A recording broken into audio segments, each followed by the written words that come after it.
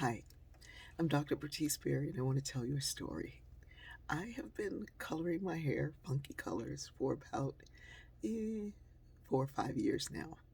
My daughter got me started doing it. When I first cut my hair off, she'd say, "You should color it." And I go, "No, this is enough. No." And so she said, "Come on, Mom, color your hair." And she bugged me so much that it reminded me of the fact that I had bugged my own mother to color her hair.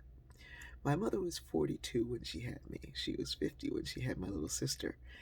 And from the time I remember my mother, her hair was always a beautiful white, shock of white.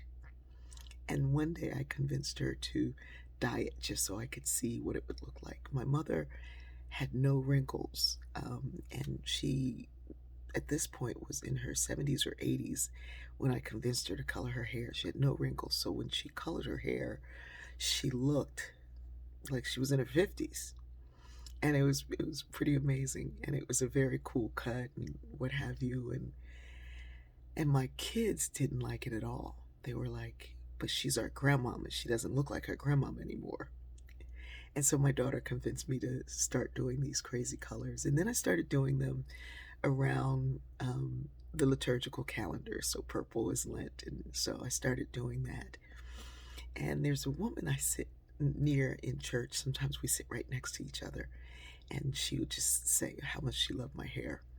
And, everybody would just say, "That is the coolest thing. This is so great. The rest of us are trying to fight back these colors, and you are embracing color. It is fabulous." So it was really cool. So this woman who sat near me came to me one Sunday and said, "I have to tell you a story." And I said, "Okay." And she works at medical university, and she is, like high up. And she said that a student came to the medical program to do their internship, and they interviewed with brown hair, and then they came back and their hair was blue.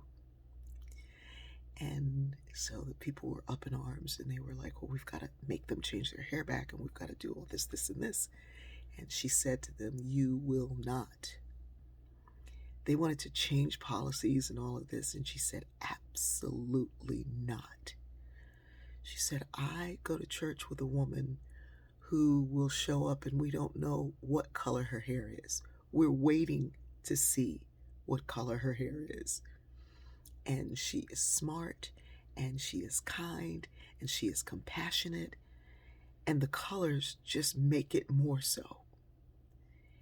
And she said, "You want to take this brilliant, bright, amazing person that we accepted, and because their hair changed colors, you want to change some policies and change this person because of the color of their hair. What are we doing?" I was like, whoa. You don't know who you're influencing or how you're influencing them. In fact, most of the people at my church at that time, I didn't know who did what.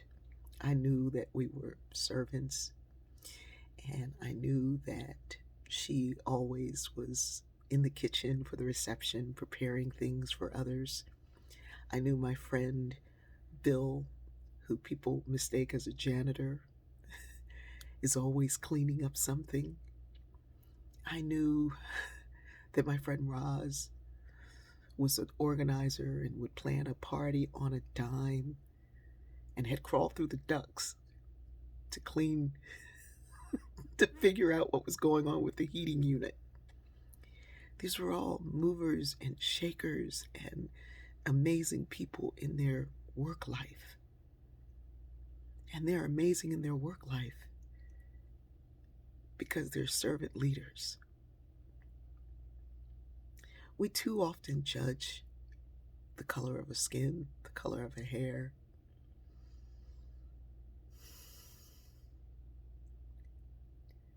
When the most amazing thing is that color brings out the joy, the spark, the light.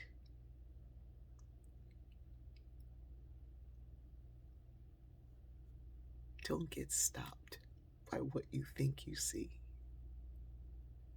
Let what you see enhance the light that's already there. I love you.